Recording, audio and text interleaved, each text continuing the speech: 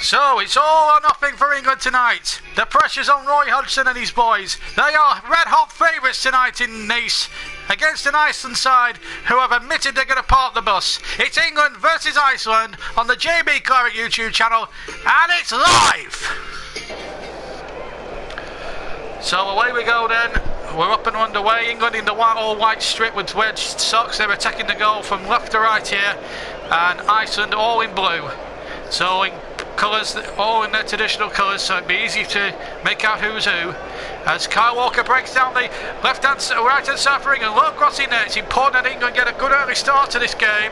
Really is important. But here comes Sigurdsson now over the halfway line. But Iceland have done well, picked up some good points there, picked up 2 draws and a victory. So 5 points in total, which got them through. Roy Hodgson there, no tie on. Open collar for him tonight. Big moment for him because if lose this game, and surely the P45 is on his way alongside the Iceland King Prawns tomorrow night. They can't afford to lose this game. I'll try not to use the Kerry Katona lines too much tonight, folks. We will play it safe. This is a big game, and this is, in all seriousness, an opportunity for England now to really progress. Remember, the winners play France in the quarterfinals. Germany have got Italy, of course, and Belgium have got the Welsh. Sturridge tries the shot from 20 odd yards, and it goes wide of the near post of Dawson, and it's a goal kick to Iceland. Paddy Power earlier on this morning on the radio had England at 2-1 on favourites, 2 maybe 3-1 on favourites, 9-1 for Iceland to win tonight in a 2-horse race, and the draw was a pretty good odd as well. As the ball plays into Sterling goes down. Surely has to be a penalty, and the penalty has been given for England. A tremendous start and foul there by Dawson, the goalkeeper. Now, will that be a red card? A ball played over the top, and that was better from Sterling, getting behind the defender. The goalkeeper clearly bringing him down, and a penalty kick. Surely he's going to get a caution there, the goalkeeper there for that. The goalkeeper making a stupid attempt. I don't think he's been booked, but it's a penalty for England. And Wayne Rooney, what a responsibility on his shoulders now, with almost 4 minutes gone. What a moment for England, and an early start this would be for England now. Can they do it? Tremendous opportunity now for England to take the lead now against the Icelandicers. Rooney now with a penalty. It's 1-0 England! Wayne Rooney with 4 minutes gone puts England into the lead. Tremendous penalty and a perfect start for England. And now it plays well and truly into the hands. It's Wayne Rooney's first goal in the tournament, and it gives England that perfect start. It's his first goal in the tournament. He's played 4 matches in which to get it, but the England fans are dancing in delight. And the bit of luck that we needed in this tournament has just come from Raheem Sterling winning the penalty. No question about the penalty kick. Good decision by the Slovakian referee. And Wayne Rooney going to the goalkeeper's right as the keeper looked. Keeper did dive right, the right way, but he couldn't keep it out. Good right-footed penalty, and with 5 minutes gone, England 1 up, and now Iceland have to come out and try and play. There was all this talk that their coach was going to say that they were going to park the bus and everything else, but surely now all that's gone out the window, and they've got a throw now to be taken by Aaron Gunnarsson, the captain, Cardiff City player. Level with the edge of the England penalty area, and a header flicked on, and a goal for Iceland! Oh my word! It's been turned in by number 6 Ragnar Sigurdsson, and England's early joy has been short-lived, and it was from a long throw-in. Oh my word! All that joy has been ripped out within 2 minutes. That's a poor bit of defending here by England, and Iceland are back in it. It all came from a long throw, a little flick on there by number 14 there, Anderson, and really Sigurdsson just found himself unmarked. Where was the marker there? I think it might have been Kyle Walker who should have been marking him there. He's well beyond his Walker, he'll be disappointed. No chance for Joe Hart, who spent himself for all he's worth, but Iceland are back in the game, and England now are back to square one. Iceland are level, and they're not going without a fight, and England have having made a glorious start, have been pegged back in the most dreadful way. There's an old phrase in football, you know, all's vulnerable when you've just scored a goal. Well, that was the case there. England switched off. Kyle Walker really switched off for his defensive duties, and Iceland made him pay the penalty. 1-1, what a start. 2 goals in the first 6 minutes. You could not have written the script. And here's Gudmundsson. Plays it in there. Sigurdsson, a lovely touch around the corner. Danger here for England, and it's gone through Hart and it's gone in. I don't believe it. It's 2-1 to Iceland. Would you believe it? Sigurdsson has scored, and he went right through Joe Hart, who's absolutely distraught with himself. And it's disaster for England. And now Roy Hodgson is hanging on to his job by a fingernail. The first 27 minutes has been far from good enough after that glorious start through that Wayne Rooney penalty. I thought it was going to be a glorious night for English football, and I thought we were going to announce ourselves to the championships then good and proper, but England never do things easy, and they're now in big trouble and looking down the barrel. Harry Kane should be further forward than what he is. Now Dele Alli, and Sturridge is onside here. Sturridge is onside now. He needs support in the middle. He's got Raheem Sterling. Harry Kane coming to join him now. And Kane hits it on the volley, and a good save. Tremendous save by the goalkeeper. Kane towards the back post, almost by the penalty spot area. Sturridge did really well to send the ball back, and Kane couldn't have hit that any sweeter. The only problem was he actually got a deflection, which made it a little bit more difficult for the goalkeeper. Hal Dawson, a television director in his previous life, came just come out of retirement now in time for this tournament, and has not let anyone down. Wayne Rooney with a corner from the far side. Right foot whipped in towards the 6-yard box. The goalkeeper got a fist on it, but only as far as Ali on the edge of the D. Tries the shot, it's well blocked. Back to Rooney again on the left-hand side. Rooney crosses in from the left-hand side towards the back post. Sturridge can't reach it. That's a poor excuse or attempt to try and keep that alive from Sturridge. He should be doing far better than that. And a goal kick it is to Iceland. And frustration upon frustration for England here at the moment.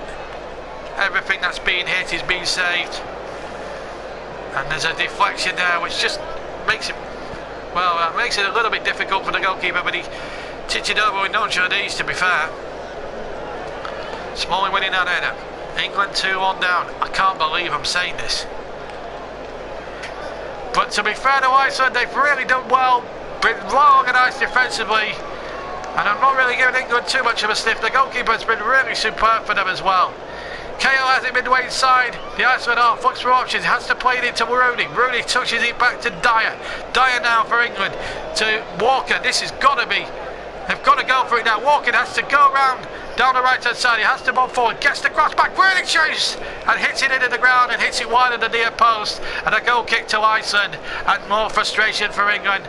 They need to get into that half-time dressing room soon as possible. And Roy Hodgson, you have got the mother of all half-time team talk suffer form now if you are to save your skin as England team manager.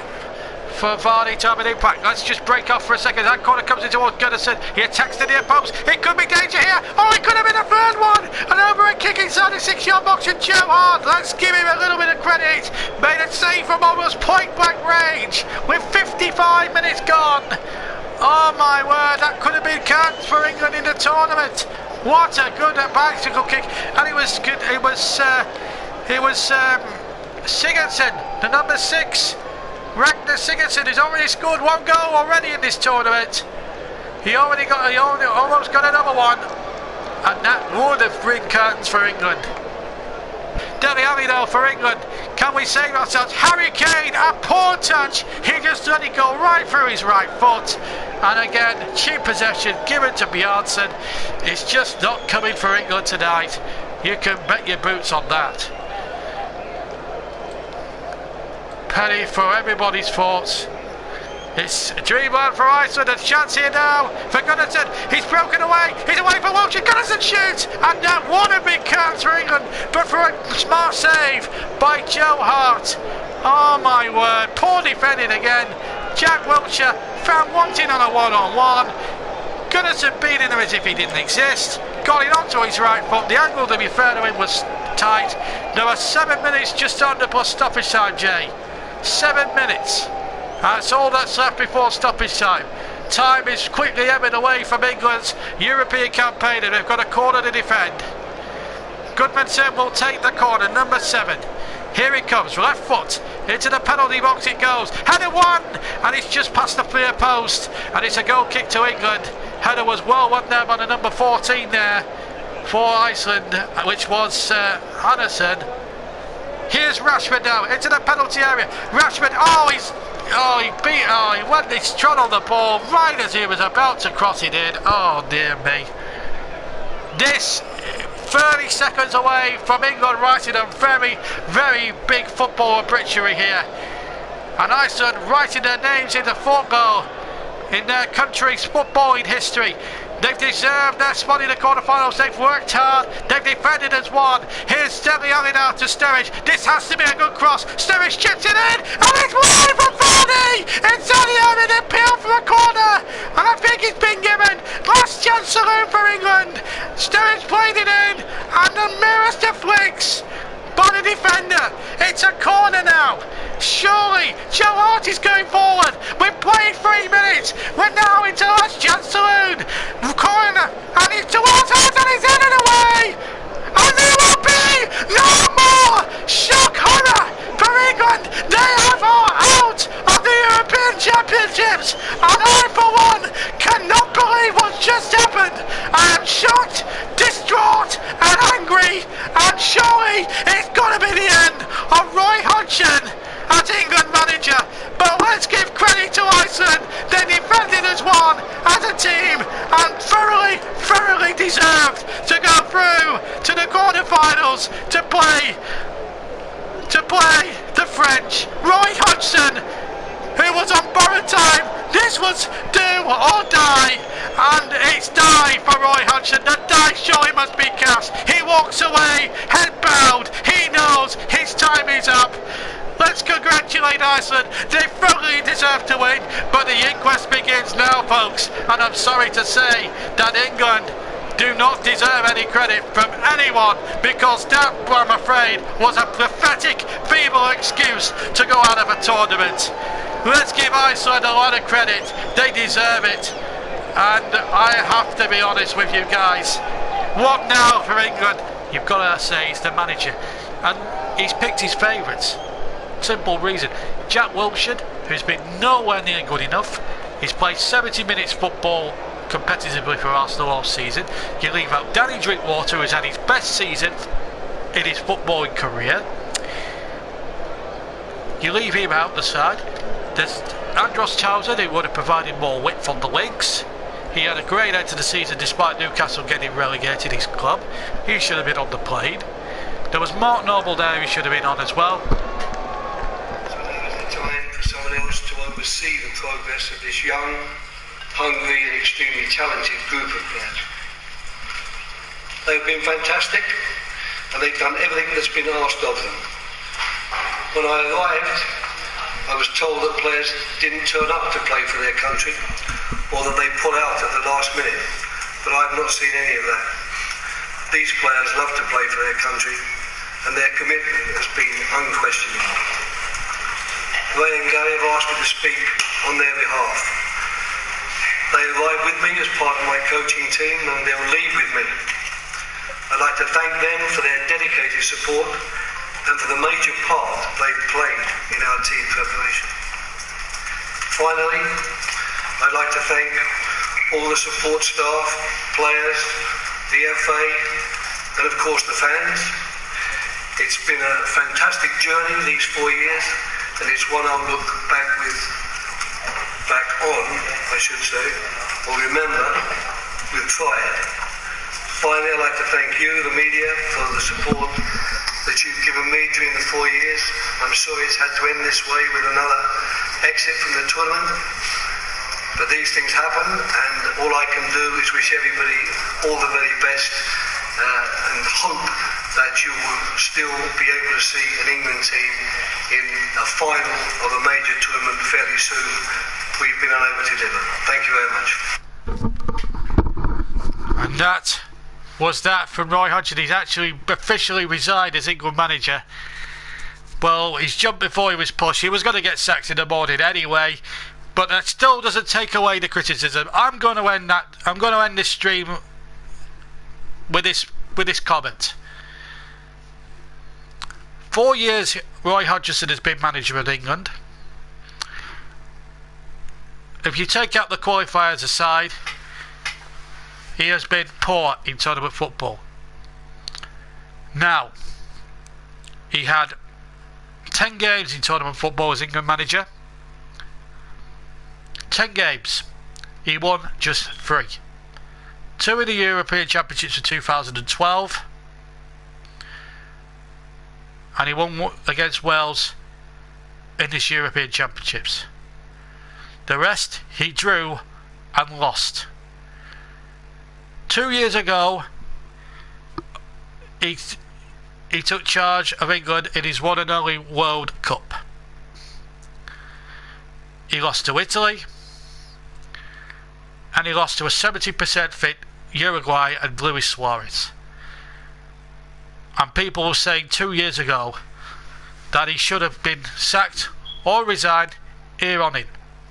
Right? And this tournament, he could claim beyond all recognition that his team were dominant in all 4 games. But the bottom line is this, folks. The bottom line is this, and I can't stress it enough. England have been not good enough. The debate before the tournament, would it be 4-4-2? That's what it was going to. Instead he goes back to his old stupid ways and plays a 4-3-3, which Panini quite plainly points out did not work whatsoever. Did not work whatsoever. I don't care if Roy Hodgson's resigned. He's a coward. He shouldn't. And I hope and pray he never manages international football again. You have to go. He has to go. He's jumped before he was pushed. The P45's on its way, thank God. Roy Hodgson, you have been a disgraceful England manager, and if I had to put him in the list of England managers that have done well, he would be in my bottom 4. He'd only be the 3 below him would be these 3. Graham Taylor, 3rd bottom. Steve McLaren, 2nd bottom. And Don Revie, bottom of the lot. Roy Hodgson had 3 tournaments. He got us to 1 quarter-final, which we were lucky to get to, quite frankly, because we didn't play well enough in the games in Euro 2012. The World Cup, we didn't win a game. We lost 2 and drew 1, and we went out after 2 games. And in this tournament, when it was needed to have a good tournament, we were poor against Russia.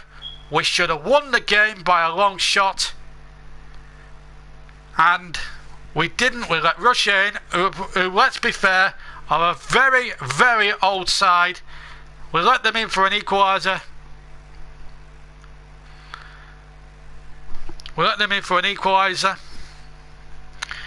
Against Wales, we struggled for 45 minutes. Gareth Bale scored to put England ahead. We come back to win the game, and we're all saluting Roy Hodgson as a genius. And that was the only good decision he made in the tournament. The 3rd game against Slovakia was a disgrace. As we just have a look at the next England manager odds, Gareth Southgate is 8-1 by the bookies. Alan Pardew's at 10s, along with Gary Neville. Brendan Rodgers is quoted at 16-1, but he's just taken over Celtic. Eddie Howe would be a good shout at 16-1. And Arsene Wenger, if you want long odds on him, being next England manager, he's as far out as 28-1 with the bookies. That's the next England manager, and the odds have already been taken. But let's sum up Roy Hodgson's tournament competitiveness. You can win the qualifying groups as much as you want. You can win 10 games out of 10, like they did. But there are too many overplayed, prima donna players. Wayne Rooney's on 300 grand for heaven's sake. And those players will go back to their clubs on July the 1st when they start pre-season training, saying, oh, we're the lads, we're in the Premier League, oh, nothing for us. And they will go on and forget about it as if nothing had happened. We, as England fans, cannot let them forget what happened, because simply a defeat like that to Iceland, take nothing away from Iceland, they deserve to win, is unforgivable. Unforgivable. And I mean, Kerry makes the point there's too many overseas players in the EPL. Maybe there is, but that's still no excuse for England not putting a team out. That's good enough to win. Some of these players are just overpriced. You know, all they care about is their money, their flash cars, their flash houses. Some of them have to care, and they even get paid for playing for their country. What's all that about? Well, goodbye, Roy. I never want to see the likes of you in an England job again. We missed the boat 40 years ago when we should have appointed Brian Clough. If we'd appointed Brian Clough, we could have won the World Cup or European Championships, because he would have sorted everything out from the youth system upwards. And Brian Clough would have done that. And Peter Taylor, his assistant at the time. If he'd have done that, then there'd have been no problems whatsoever. As it is, we appoint yes men, and we always get let down. And that's all I can know. That's all I've really got to say. Thank you to everybody who's listened to tonight's events. It's ended in I didn't want to end this video in the saddest of ways. I didn't want to end it having to shout. Kevin makes the point: never forget, never forgive, and never again. And that, I'm afraid, is the way that we're going to finish on the stream tonight on this note. Thank you for sticking with me when the stream has broken down and everything else. And you know, well, the FA, before I go, the FA are going to take some criticism from me. They are too much behind the times. They are too much behind the times, and I'll tell you for why. They are too prim and proper. They don't appoint they appoint too many yes men. There are too many people within the FA who aren't even in football. Craig Dyke was a TV executive for both BBC and ITV for many years. I think we need to appoint somebody who's played the game. If we're going to appoint an FA chairman, appoint a former player. Appoint a David Beckham. Appoint a Steven Gerrard. Appoint somebody, Bobby Charlton, somebody of that magnitude who can be chairman of the FA, who's a football man. I'm sick of these TV executives or ex-TV executives or Royal Mail executives getting these jobs. Let's get a football man in as chairman of the FA. Anyway, thank you very much for listening. We'll see you on Friday for the Thursday night for the quarterfinals. Until then, thank you very much for listening in. And but it's with sadness that we have to say England are out of the Euros, beaten 2-1, and Roy Hodgson, thankfully, has done the decent thing and has resigned. But all of us here, good night.